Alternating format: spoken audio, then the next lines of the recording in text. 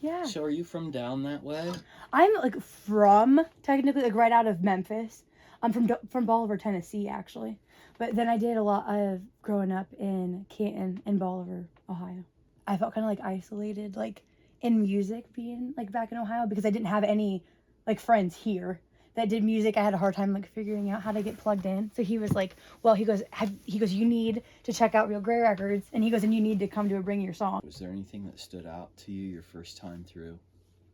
Yes, I think like the biggest thing, it was so cool to just being like in a group of people that were there just for like the artistry behind it and like the songwriting. So different than like a usual open mic, you know, where you can come play covers. And I really loved how like this is all original things that people are working on and sharing. And then to the cards of like being able to write like feedback for people. I think that is so special. And I have kept all of my cards.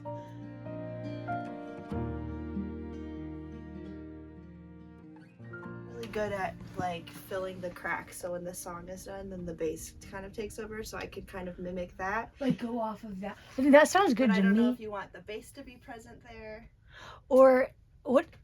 I need input. Yeah. Yes. I think for places where she's not singing, like intro, I have a melody in mind that I wanted to run by Ashlee Cool. and, you know, see what you guys think.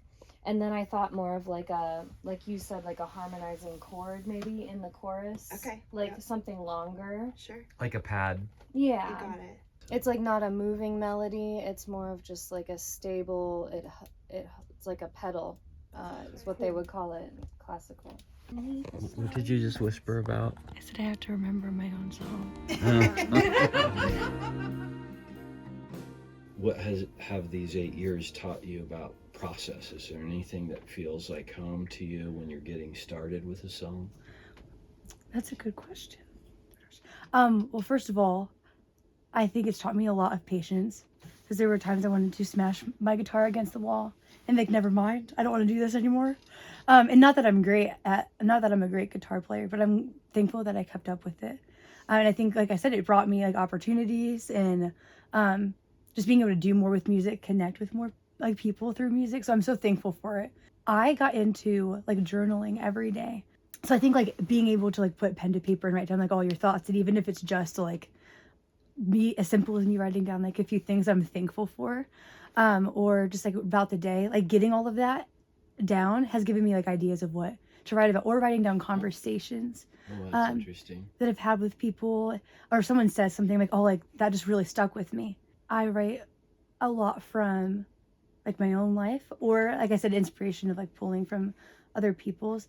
So I don't have a particular audience in mind. I think my biggest thing, and something that, I mean, genuinely that I pray that I get like that I hope to do, is whether it's through like my work, like social work or music, is just to be able to connect with people, and make people feel seen and heard. And whether a lot of times that's writing about just like hardships, and if you want to meet people where they're at. And I hope I get to do that, just like the way I live my life. Is this her song? This is her song. No, wait a minute. All you have on there is words, lady. Yeah. So you've memorized your part and you just associate your part to the words that she's singing? That's pretty nutso. Well, I'm glad you're doing this. Yeah, thanks. So I noticed you were like lower and then you went higher in the chorus, which was kind of cool. Yeah. When you were in the lower register, I really loved what you had going on in the verse though. Okay. And then the chorus, I wonder if we leave it as a single line note in the verses, and then in the choruses you can harmonize a little bit with yourself. Okay. So maybe you do something okay. similar all the way through, but then the thing that makes it stand out and shine is the harmony in the chorus. That would be cool. You know? Sure. Not that you have to be there the whole time, Yeah, but sure. Yeah, what you did naturally without very much direction was very beautiful. Cool. I loved it. Do we want to try listening to it a little more? What's been your largest challenge that you've faced as a songwriter, and how did you grow from it? I think probably that like imposter syndrome too, because sometimes you think, okay, like what do I have to say or add that's different than anybody else, or that's going to add, and again, maybe not writing for somebody else, but thinking, okay, like what do I have like to add to this?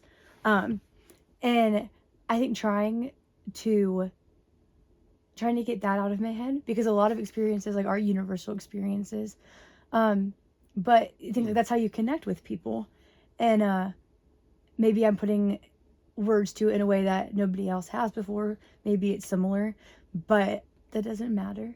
So I'd say probably that imposter syndrome, or thinking like, what is it that I have to write about or add to? I think everybody has something that they could add. So trying to challenge that perspective.